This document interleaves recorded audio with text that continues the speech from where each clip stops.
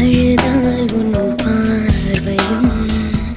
அயர்ந்தால் உன் கால்களும் அதிகாலையின் கூடலில் சோகம் தீர்க்கும் போதுமா நிழல் தேடிடும் ஆண்மையும் நிஜம் தேடிடும் பெண்மையும் ஒரு போர்வையில் வாழும் இன்பம் தெய்வம் தந்த சொந்த